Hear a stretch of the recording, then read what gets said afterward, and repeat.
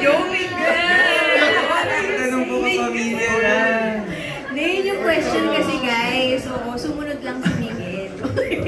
So, talagang ano siya yung sinabi niya rin kanina, ang kasama niya, si Keith. Parang talagang yung connection niya dun sa housemates, talagang andun pa rin, no? Gusto niya pa rin sila makasama, makatrabaho. Tsaka doon po sa loob, hindi mo ma-realize yung kapuso at kapamilya. Hindi talaga. It's one big family talaga. That's nice to know. Oh, kasi yun naman talaga yung goal din natin sa Cola. Okay. And how about you, Crystal? Ako po, lahat kasi ng Gaya, housemates. Ako po, lahat po ng ex-housemates. Hindi na po kapamilya. Lahat po na ex-housemates. Tsaka po, I also want to work with other actors. So, Miss Angel Oxy, Miss Loma Santos. Have you met Miss Angel Locsin? Ano ba yan, Joaquin? Para saan ba't magkaibigan kayo? Kasi, lagi ko siyang inaya lagi siyang nasa bahay. Ayun lang. Homebody. If you know Crystal as a person, it's like, she values her own self. But, yo, if you wanna hang out, Yup! Ayun na eh. Oh, dyan na eh. That is for Crystal and Miguel lang. Okay, ito naman ay for Lala. You mentioned that you want to officially start your career as an actress. Anong project ang gusto mo na mapabilang ka? And if given the chance, sino ang gusto mo maka-work? Gusto ko po, what? Gusto ko pong maka-work. Ay, gusto ko pong siguro genre. Action, rom-com. I honestly just wanna try everything. Sino kasama?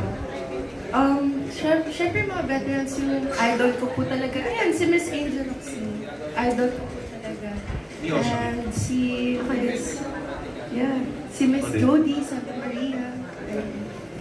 Action! Sa bagay kasi sporty si Lela, di ba? Nakita natin siya sa Star Magic All-Star Games, part of the Mythical Six, di ba? Oo.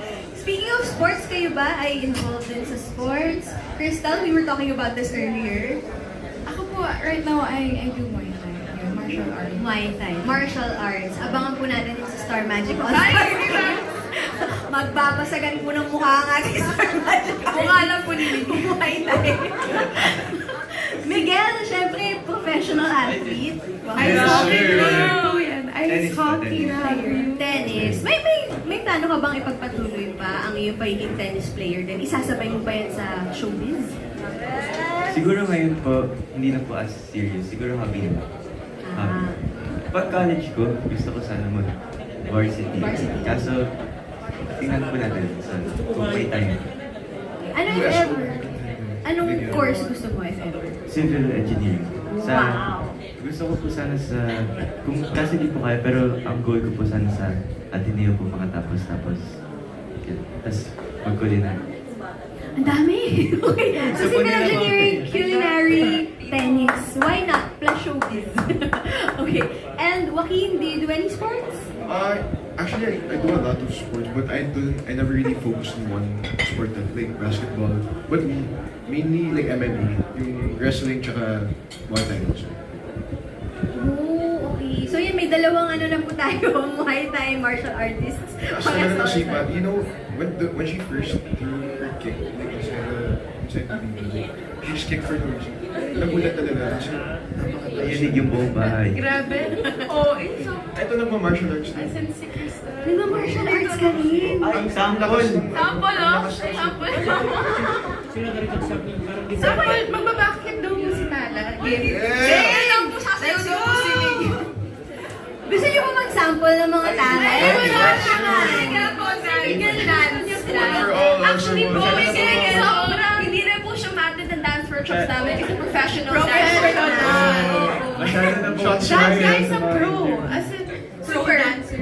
Pero kailan po ako natuto siya yung mentor ko. So, Kung si Miguel yung professional dancer Okay na. ng bahay, ito naman yung professional singer. Ay, oo! Hindi po talaga. Shoutout po sa Star Music. Sir! Para sa ating big winner. Pero ay abangan natin yung mga iba nyo pang pwedeng gawin, na genres and mga projects nga. Kasi you're all very talented, you have diverse hobbies and interests. So, I'm sure marami pa kayong pwedeng ma-explore. Okay, punta na tayo sa ating next question. This one is for Joaquin naman.